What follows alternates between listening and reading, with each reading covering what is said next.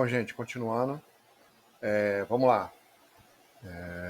Questão 46 foi A. 47. O Sistema Nacional de Gerenciamento de Produtos Controlados foi criado com a finalidade de...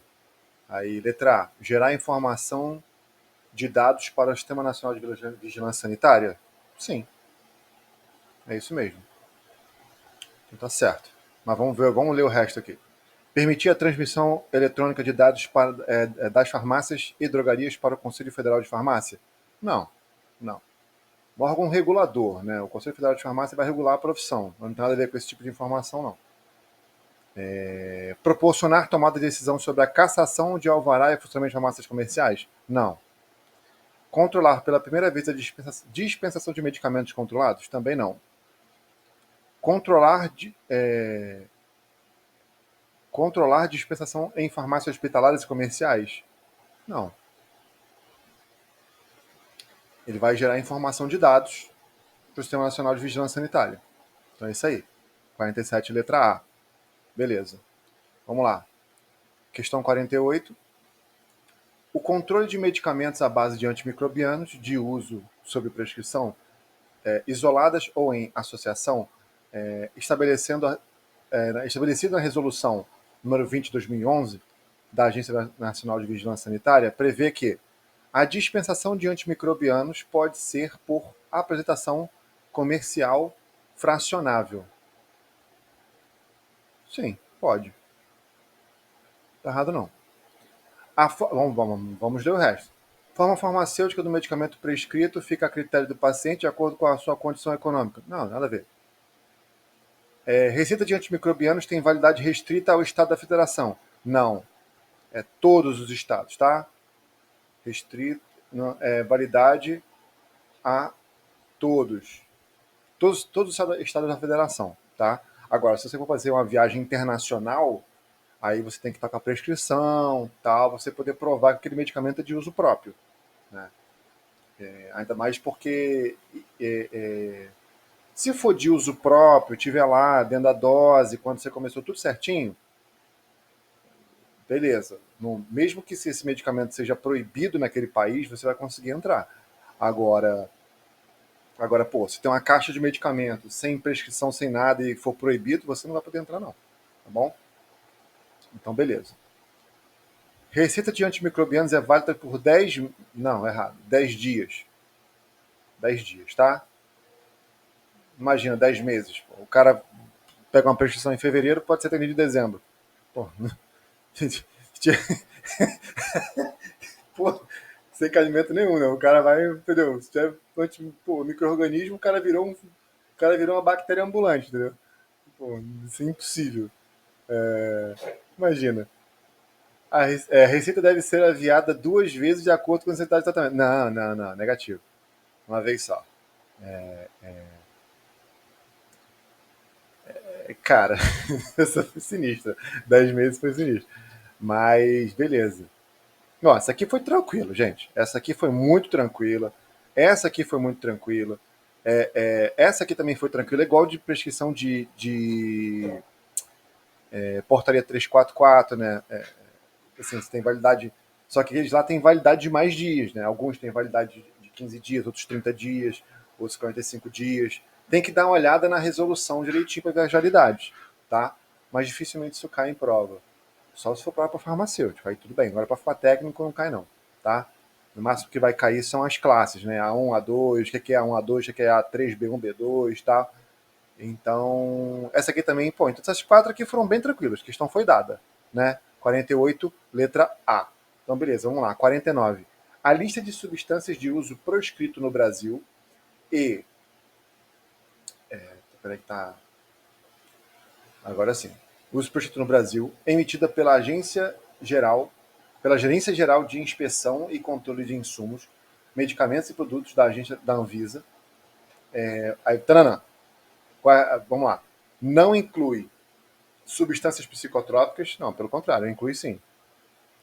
É estabelecida pelo Conselho Federal de Farmácia? Não, não é não. Não inclui substância entorpecente? Não, inclui sim. Pode incluir sim. No caso nem de psicotrópicos. Quer dizer, já tem de uso proscrito no Brasil, tanto entorpecente quanto psicotrópico. Tem. Porém, se não tivesse, poderia ter. Então, esse não inclui. Se fosse inclui, aí lascou, porque realmente inclui. Tá? Aí seria anulado porque teria duas questões. É divulgada por resoluções da Anvisa? Sim. Inclui o nome comercial do medicamento? Não. DCB ou DCI. Então, beleza, 49D. Então, vamos lá. Questão 50. Para o aperfeiçoamento do controle e fiscalização de substâncias psicotrópicas anorexígenas no Brasil, a Agência Nacional de Vigilância Sanitária, a Anvisa, determina que, vamos lá, a receita de cor azul tem validade de 30 meses? Porra, caraca, pegou pesado agora, hein? Zoado. Não vou nem terminar de ler. Cada notificação de receita dessas substâncias deve ser utilizada para tratamento igual ou inferior a 30 dias. Sim, tá certo. Sim, certo. Realmente. Máximo 30 dias. A dispensação de dois medicamentos com substâncias ansiolíticas pode ser feita de uma mesma preparação, em uma mesma preparação, desde que seja tratamento exclusivo para obesidade. Não, maluco, viaja não. Tá. As substâncias psicotrópicas anorexígenas não estão sujeitas a exigências da relação mensal de notificações de receita B2. Bom, então vamos lá. Psicotrópicos anorexígenas. Então agora a gente tem que voltar. Deixa eu fazer uma parada aqui para a gente poder conseguir trabalhar com essas informações. Então vamos lá. Vamos apagar aqui rapidinho para a gente poder escrever, né? Porque eu falo pouco. Vamos lá. Bom, lista A1, A2. Bom, gente, olha só, isso tem que saber de cabeça, tá? Tem que saber de cabeça, infelizmente é isso, não tem jeito. Eu confesso a vocês que realmente eu fui muito avesso a ter que gravar isso, mas não tem jeito, tem uma hora que você acaba gravando, tá? Então vamos lá. A1 e A2 entorpecentes. Aí depois A3, B1 e B2 psicotrópicas, tá? Depois C3 nós temos nossa, que coisa horrível, imunossupressores, tá? E lista D, precursores. Tá bom, gente? Bom, isso aqui tem que saber. Tem que saber. Obrigatório. Tem que saber. Beleza. Agora, vamos lá. Aí você me pergunta, A1, A2, A3, B1, B2, cadê B3? B3 não tem. Mas tem C1 e C2? Sim, temos. Temos C1 e C2. Então, assim, isso aqui é o básico que você precisa saber. Porém, se você quiser saber, se aprofundar, aí você precisa saber os desdobramentos. Então, beleza. Dessas aqui, nós temos. Deixa eu fazer uma alteração aqui para a gente poder conseguir enxergar melhor. Tá bom? Então, beleza. Dessas aqui, nós temos B2, elas vai ser anorexígenas. Então, A1 e A2, entorpecentes. A3, B1, B2, psicotrópicos, sendo que B2 é psicotrópicos anorexígenos. Tá? C1, aí daqui nós temos C1, elas são outras substâncias, é isso que está escrito mesmo, tá? Outras substâncias. Só para a gente poder dar um exemplo, aqui nessa lista nós vamos ter aí o ácido valproico, tá? Ácido valproico e amitril, que é uma amitriptilina, tá? Amitrip, tá, vai ficar assim mesmo. Beleza, então só para dar dois exemplos, tá? Para a gente poder se ligar nisso aqui. Então, beleza. C1, aí depois C2, nós temos retinoides. Retinoides. Então, beleza. Então, C1 e C2, aí depois C3 já está aqui, esqueci o C4. C4 são antirretrovirais.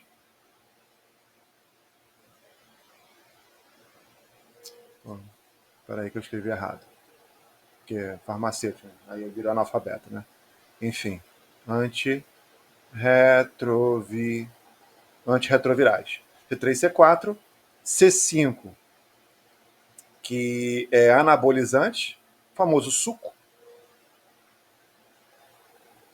anabolizante, e F, aí beleza. Aí depois daqui nós temos F, que são os proscritos, que não podem ser usados no Brasil.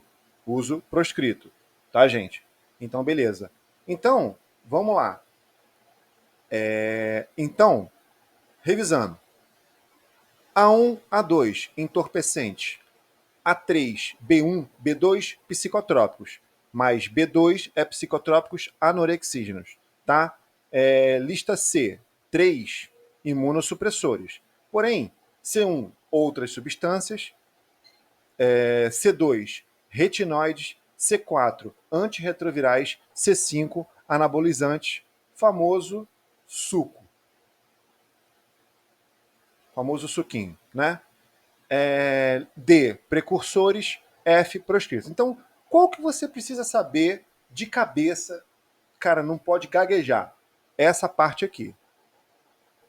A1 e A2 entorpecentes, A3, B1, B2 psicotrópicos, C3 imunossupressores, D precursores, F proscritos. Pronto, acabou. Isso é o que você precisa saber. Se você quiser especificar, aí beleza. Mas tudo depende da prova que você vai fazer, tá bom, gente? Então, se você vai fazer uma prova específica para alguma coisa que leve em consideração essas listas, você vai fazer uma prova para o Conselho Federal de Farmácia, aí, gente, não tem jeito. Aí tem que saber isso aqui de qual isso tem que estar tatuado no cérebro, entendeu? Então, beleza, gente. Cara, legal essa questão, hein? Assim, a questão em si não é muito boa, não, mas assim, o que vem por trás dela é legal, né? Não tem jeito. Vamos lá. Questão 51 agora. Na dispensação de um medicamento, tanana. Então, beleza. Similar, quando prescrito, poderá ser substituído pelo medicamento de referência ou pelo genérico se o paciente concordar. Não. Se tiver em nome genérico ou o nome do similar, aí beleza, tá? Controlado pode ser dispensado em drogaria localizada em São Paulo com receita prescrita em outras unidades federativas. Sim, tá certo. Tá certo. Pode ser intercambiado pelo técnico de farmácia. Não, não, não, não. O técnico de farmácia não pode fazer isso, não. Tá? Isso é atenção farmacêutica. Atenção farmacêutica. Tá? Então só o farmacêutico pode fazer. Se fosse essa parte aqui, beleza. Não pode. De referência, não pode ser intercambiado pelo genérico. Claro que pode. De referência pode ser intercambiado pelo medicamento similar, desde que o médico prescreva um medicamento de. Porra. De referência pode ser intercambiado pelo medicamento similar, desde que o médico prescreva o medicamento de referência sem fazer menção à troca por similar, e quando o paciente concordar. Não, claro que não. Então, letra B, tá? 51, letra B. Vamos lá. A hipertensão arterial sistêmica, HAS, é um fator de risco para outras doenças cardiovasculares. Apresenta alta prevalência na população adulta mundial. Então, beleza, prevalência, tá? Na população adulta mundial, principalmente acima dos 40 anos. No Brasil, foram estimadas prevalências de hipertensão entre 8% e 33%. Certamente é um dos fatores mais importantes na configuração da mortalidade brasileira, contribuindo para que as doenças cardiovasculares sejam a primeira causa de mortalidade nos últimos 20 anos. Em 99 representaram 32% dos óbitos do país. Tá. Só um detalhe, gente. Assim, eu não quero arrumar polêmica, não quero, mas eu quero que você pense, né? Bom, tivemos uma coisa aí que aconteceu em 2019, 20 e 21, tá? Tivemos uma coisa que aconteceu aí, tá? Beleza, tudo bem, não vou negar que aconteceu, tal, tranquilo. Então, faz um retrospecto, pega 5 anos, 3 anos antes, bota 5 anos. Pega 5 anos antes, 5 anos antes e olha como é que tá agora. 22 e 23. Pega aí, você vai encontrar dados, se eu não me engano, de 2016, que é 3 anos antes. Mas tudo bem. Olhe, procura aí, principal causa de óbito dos últimos 5 anos. Só 5. Se você quiser fazer uma pesquisa aprofundada, bota aí 10 anos. Mas, se você não quiser, tudo bem, eu entendo. Olha aí e depois você pensa, qual é a principal causa de morte no Brasil? Qual sempre foi, na verdade. Tá bom, gente? Beleza.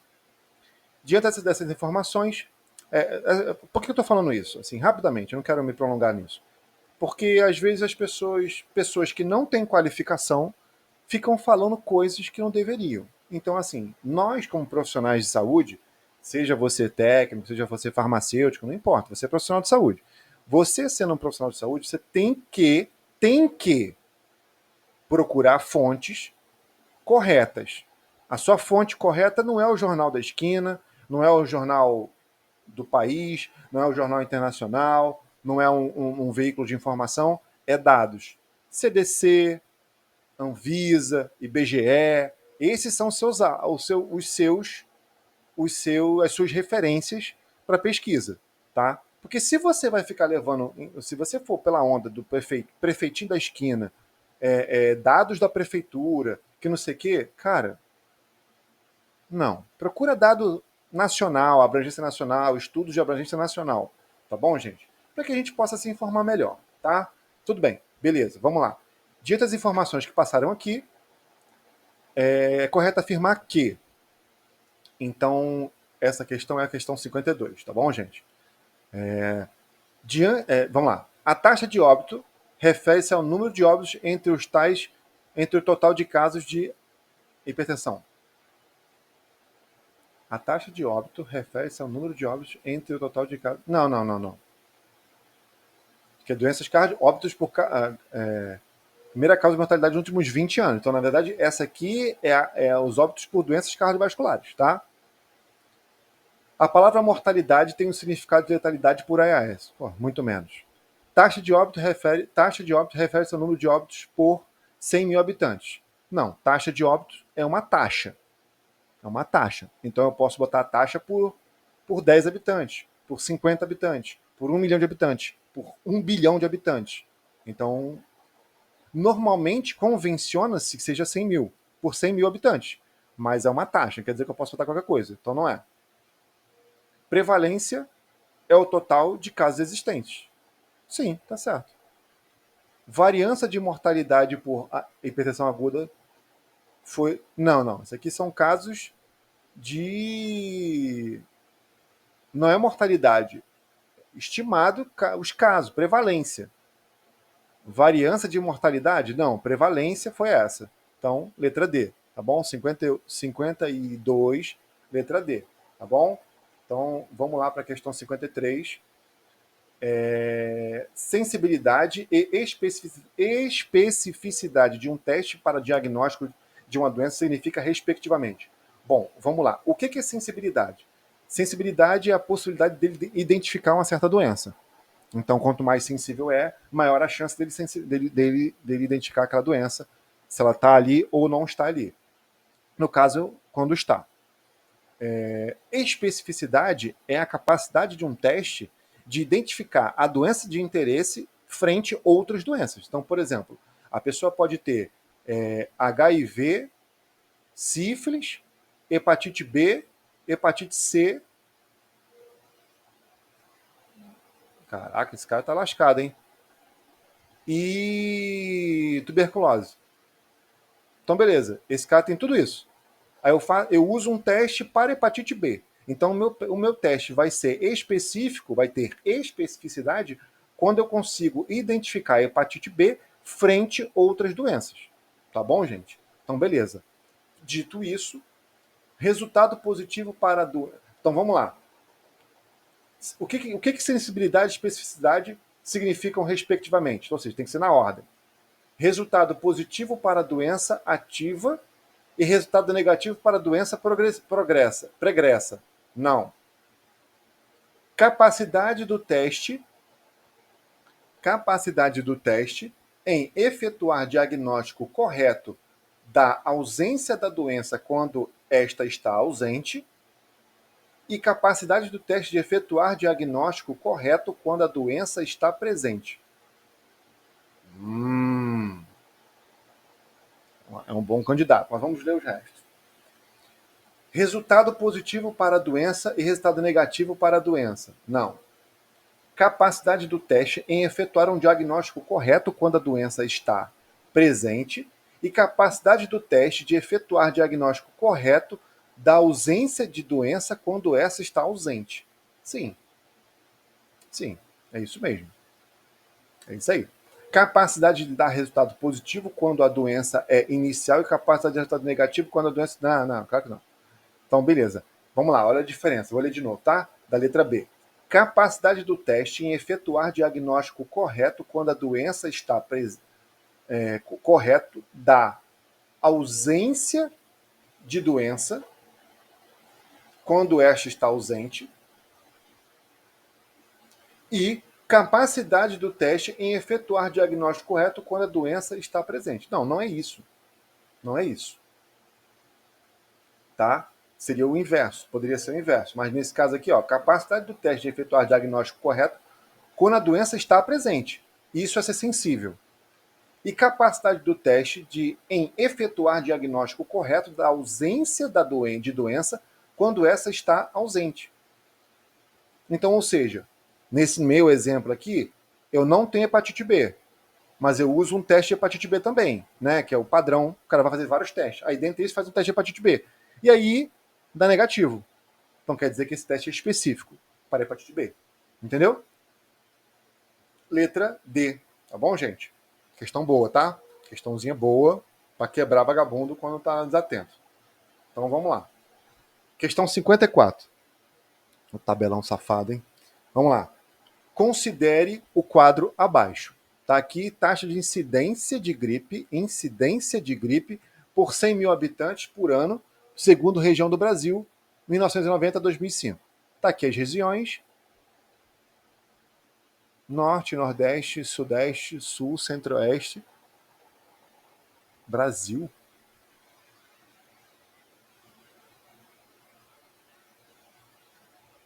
É, curioso, hein? Curioso. Tudo bem. Mas tudo bem, vamos lá.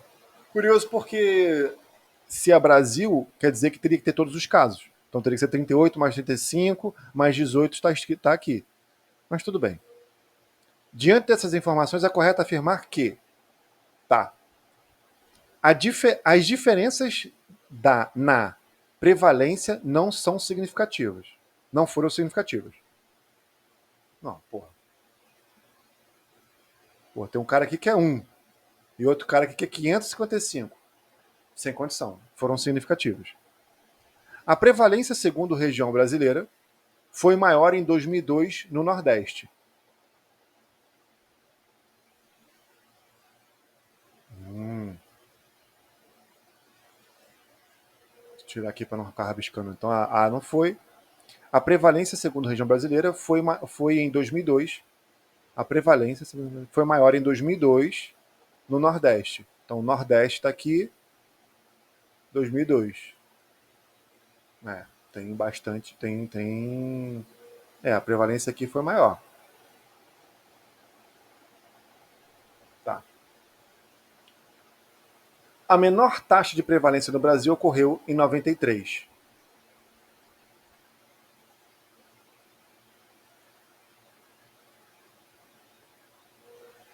Não, aqui, ó. Na região sul aconteceu um, em 99. E não aconteceu nenhum aqui. Zero. Zero. Então não é. 93 tiveram dois que foram zero e outro que foi dois. Então não é. O número de casos novos no Brasil foi maior no ano de 2002. O número de casos novos.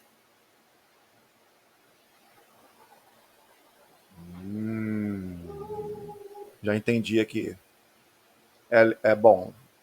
2002. É, foi no ano de 2002 mesmo. Então tá aqui. Então, perdão, tá certo. A porcentagem anual de casos novos não pôde. Não, isso aqui tá errado. Então, vamos lá. Por que, que não é a B? Porque ele usa a palavra prevalência. E aqui é taxa de incidência. Ah, mas é a mesma coisa. Não, não é. Não é. A prevalência seria a proporção de indivíduos que têm uma doença. É o número de indivíduos que têm a doença por um total de casos. Então, eu tenho, sei lá, eu tenho a doença X, eu tenho 100 mil habitantes. Então, minha cidade tem total de 100 mil habitantes, doença X, igual a 500. Então, a minha taxa de prevalência, quando esse paciente tem essa doença há um ano. Então, minha taxa de prevalência é 500 sobre 100 mil. Entendeu? Aí vai cortar aqui, cortar, vai dar 5 sobre 1000. Valeu? Essa seria a minha prevalência. Agora, a minha taxa de incidência é o risco de um indivíduo, assim, a definição clássica é o risco de um indivíduo pegar aquela doença. Só que aí a gente acaba falando que é casos novos. Então, a minha incidência aqui de gripe não tem nada a ver com prevalência aqui. Então não é B, é D. Por quê? O número de casos novos do Brasil foi maior em 2002. Sim. Sim. Entendeu? Tanto pelo somatório quanto aqui no Brasil aqui foi em 2002. Então tá certo, tá? Letra D. Então beleza, gente. Letra D. Próxima questão.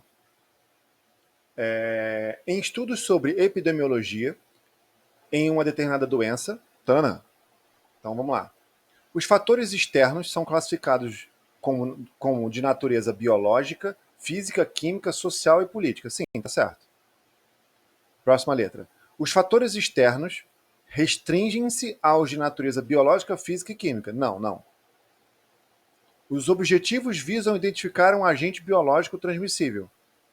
Pode não ser um agente biológico, né? Pode ser um agente químico. O contexto em que ocorre a doença não é o prioritário. Claro que é prioritário. A distribuição dos casos não é relevante. Porra, qual foi? Bom, só alternativa bosta, né? Só a e a B que seria mais ou menos legal, mas aí a B você pensa, porque essa questão sociopolítica aqui tem a ver com a questão de educação, a questão de condições de vida, né, que são coisas importantes também do ponto de vista epidemiológico. Então a gente pode pensar assim: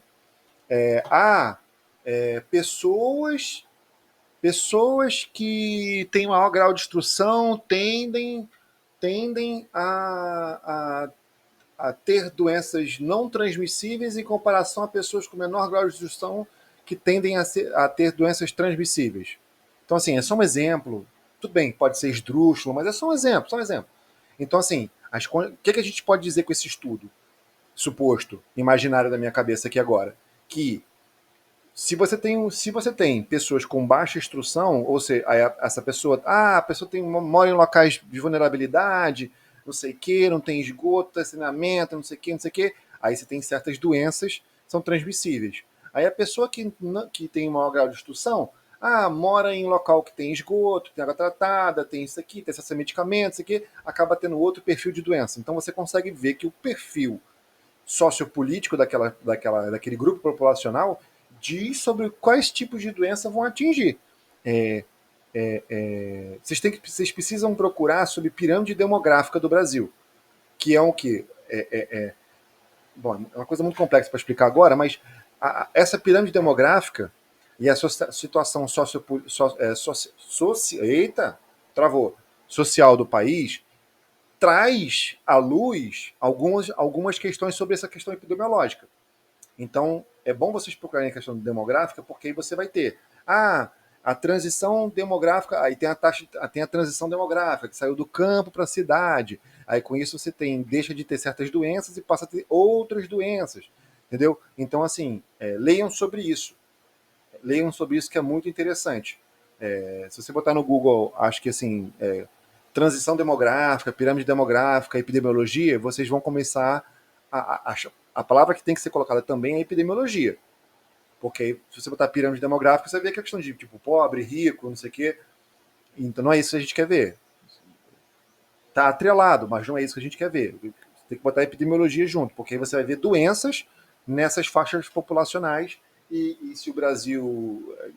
Na cidade, qual é o tipo de doença que mais ataca? No campo, qual é o tipo de doença que mais ataca? Então tudo isso tem que ser pensado, tá bom, gente? Beleza, vamos lá. Próxima questão, número 56. Além das substâncias em ação medica... Peraí, deixa eu beber uma água aqui. Além das substâncias com ação medicamentosa que figuram na composição dos colírios, outras entram na sua composição, apesar de não terem atividade farmacológica. São elas, a gente pode dizer ali, os adjuvantes, né, recipiente, tal, tudo mais. Então vamos lá. Qual preparação que é? Colírio, tá? Tamponizantes, ionizantes, conservantes e antioxidantes. Sim, pode ser. Tamponizante porque tem que formar o tampão, né? Tem que ser a solução tampão, para não alterar o pH do olho. Então, tá certo. Isotonizante para poder manter a isotonia, tá certo. Conservante para não se degradar no tempo de prateleira. E o antioxidante também vai ajudar na conservação. Só que aí esse antioxidante está ligado a uma questão muito mais química e esse conservante está ligado a uma questão microbiológica, entendeu? Então, o antioxidante, a gente pode considerar um conservante? Mais ou menos sim. Mas didaticamente a gente separa esses dois, porque o conservante a gente pega coisas de natureza microbiológica e o antioxidante de natureza química, vamos botar assim, né? Uma separação didática, tá? Tamponizantes e conservantes? Sim, mas tem uma outra clara aqui. Adjuvantes que aumentam ou prolongam a atividade terapêutica e aglutinante? Não. Tensoativo, espessante e isotonizante? Não. Molhantes, aglutinantes e conservantes? Não. Para que botar um agente molhante? Então, aqui também não, então é isso mesmo. Letra A, tá, gente? Tamponizante, isotonizante, conservante e oxidante, tá? Teve uma questão da IBSE, agora nessa última prova que teve, Empresa Brasileira de Serviços Hospitalares, tá? Eu sempre tenho dificuldade para escrever esse nome. Que teve uma questão sobre preparação otológica. Então, é isso aí, tá? Quais são os. Se eu não. Eu cheguei a olhar a questão, já até sabe o gabarito, mas eu cheguei a olhar que a preparação otológica não precisa de tamponizante, tá bom? Mas. Nem isotonizante. Mas tinha outras coisas lá. Então.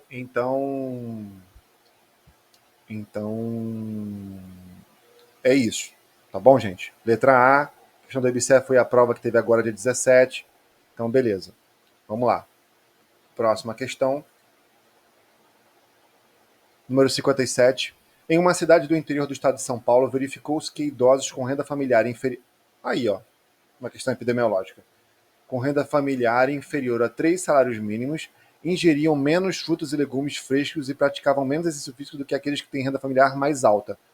Está aqui um estudo, neste caso, taranã, aqui ó, tá aqui um tipo de estudo epidemiológico, porque você pode dizer o seguinte: o cara que come menos frutas e legumes frescos e pratica menos exercícios pode ter certas doenças em comparação a esse outro grupo que come mais frutas e legumes e pratica exercícios físicos. Então você pode ter doenças cardiovasculares, doenças, problemas de alimentação, e tudo, sobrepeso, obesidade, e é isso aí, tá? Então beleza, cara, pior que eu nem tinha visto, nem lembrava dessa questão, mas tudo bem. Vamos lá. Um estudo epidemiológico. Ah, tá. Neste caso, Um estudo epidemiológico pode ter contribuído caso tenha sido analítico. Analítico? Não, pode ser por amostragem também. O estudo epidemiológico é por amostragem, não é analítico. Você não calcula toda a população. Seria um absurdo, seria absurdamente caro. Você faz por amostragem, você pega grupos populacionais. Então, tipo assim, vamos lá, a gente pega aqui Rio de Janeiro. Da última vez que eu tinha visto, o Rio tinha 212 milhões de habitantes. Então você não vai perguntar os 212 milhões. Claro que não. Então você vai fazer uma amostragem. Amostragem. Então, o que é isso aqui? Você vai pegar uma parte da população, vai analisar, porque essa parte é pertinente nesse todo. Entendeu? Quando o estudo é feito de maneira correta, tá, gente? Porque tem estudo aí de fundo de quintal, né? Que dá merda. Então, aí você pega essa amostragem. Olha, eu, sinceramente, não sou a melhor pessoa para falar sobre essa questão de amostragem, essa questão de cálculo. Não porque eu não saiba, mas porque eu não me sinto preparado para isso. Minha parada é outra. A questão de cálculo e amostragem, eu deixo para quem tem conhecimento matemático relevante. Não é o meu caso. Meu conhecimento matemático é pequeno. Então, eu não vou falar muita coisa, mas é basicamente isso. Aí você pega um N populacional e você considera a sua população. Então, esse é X pessoas. E aí você analisa essas X pessoas. Aí com isso você pode inferir, ou seja, você pode considerar, você pode levar em consideração que a população tem esse comportamento. Então a gente pode chegar assim, vamos imaginar, sei lá, um estudo aqui, sei lá, 1 milhão de pessoas que frequentam bares do Rio de Janeiro reclamaram de pessoas fumando em ambiente fechado. Então você pode. Aí você faz aquele número. Não vou falar 1 milhão de pessoas, não. Você fala assim, um número de pessoas, um número muito grande. Aí você pode considerar que a população que frequenta bares não gosta de pessoas fumando em ambiente fechado. E aí, com isso, você acaba gerando uma política pública que gerou a lei, que eu não sei o número, mas gerou uma lei que proíbe as pessoas de fumar em ambiente fechado. Que não serviu de merda nenhuma. Assim, na maior parte dos ambientes que eu frequento, já frequentei, não adiantou de merda nenhuma. Mas é isso aí, entendeu? Então beleza. Então, letra A não é, porque não é analítico, é por amostragem. Um estudo epidemiológico pode ter contribuído para essa constatação? Sim, pode ter sim. O exemplo não se aplica à epidemiologia. Claro que se aplica. Um estudo epidemiológico só poderá analisar as consequências dos fatos relatados. Não. Para você saber as consequências, tem que analisar o fato em si. Então, isso aconteceu na epidemia de HIV, em 87, 88, por aí. Tem um filme muito legal chamado E a Vida Continua, que fala sobre a descoberta do HIV nos Estados Unidos. Tá? Vejam porque é muito legal. E aí, o que acontece? O cara via as causas. O cara via as consequências. Que era o quê? O cara via lá a doença, como acontecia aquilo, e como se dava, quais eram os sinais e sintomas, quanto tempo de vida as pessoas tinham quando não se tratavam e tudo mais. Beleza. Aí depois disso, eles foram puxando, indo para cima, indo para cima, indo para cima, chegaram a achar o que consideraram como paciente zero, e aí estabeleceram a causa a etiologia do vírus. E aí viram como se contaminava, e aí foi quando as pessoas, quando os bancos de sangue viram que tem que testar as pessoas e tudo mais, não sei o que, não sei o que, não sei o que. Entendeu? Vejam um filme que é muito legal. É um filme de 1 hora e meia, um filme legal. Vamos lá. A epidemiologia da que?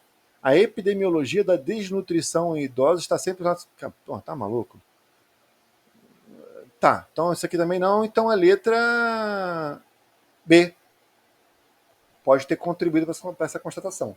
Tá bom, gente? Então, beleza. Próxima questão. Em estudos epidemiológicos, A. Podem ser usados dados primários publicados pela autoridade pública de saúde? podem ser usados dados primários publicados pelas autoridades públicas de saúde. Questão, vamos lá, marcar isso aqui. Bases de dados nacionais, como o Sistema Nacional de Informações Hospitalares, não estão disponíveis para esses estudos. Podem não estar. Então, não vai, não é. Os investigadores devem ter sua própria base de dados. Claro que não, isso é absurdamente caro. Dados do IBGE não podem ser utilizados. Claro que podem. Base de dados secundários, como com abrangência nacional, sobre mortalidade, podem ser usados. Base de dados secundários, com abrangência nacional sobre mortalidade, podem ser usados. Sim, podem ser.